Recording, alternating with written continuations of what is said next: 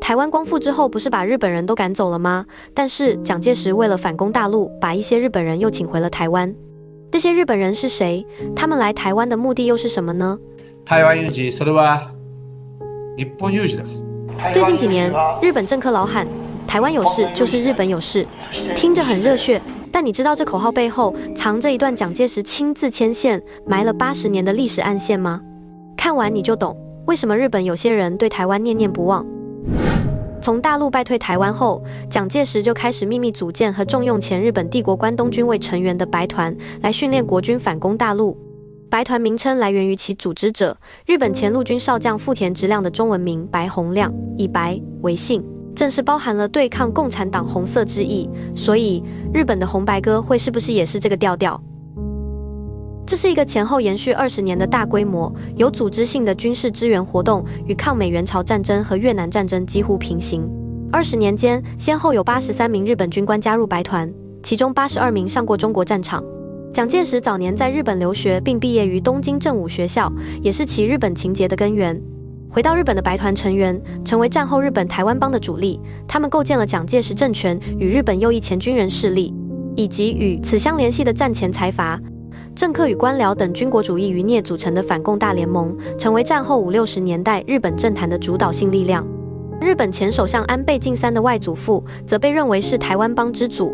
1973年被认为是日本台湾帮正式形成的一年，出现了2个组织形式，一是日华关系议员恳谈会，是老巢和据点；另一就是青蓝会，由年轻的自民党右翼议员组成。这2个组织的幕后策划者都是岸信介，他们把持了日本的安保和外交决策大权。其主要诉求就是在日美安保体制的框架内，把台湾纳入美日军事同盟和战区导弹防御系统，宣称安保体制适用范围包括台湾海峡。1975年蒋介石去世之后，蒋经国恳请富田直亮继续留在台湾，要接受白将军的指导，并授予其上将军衔。白将军成为台湾地区第一个外籍军事将领。多年来，台湾同许多国家的贸易都呈顺差，唯独对日贸易却是逆差。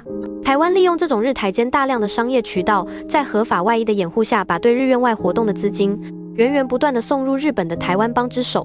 台湾帮对李登辉、陈水扁、蔡英文和赖清德的上台都起了关键性作用，已然是台独势力的鼎力后盾。李登辉的两国论抛出后，台湾帮即为日本支持分裂中国之政治势力的大本营，不断策划台湾领导人访日。近年来，民进党持续多年执政，大肆去中国化的同时，不遗余力展现媚日行为。特别是在教育年轻一代的问题上，明确亲日仇中都有日本台湾帮的影子。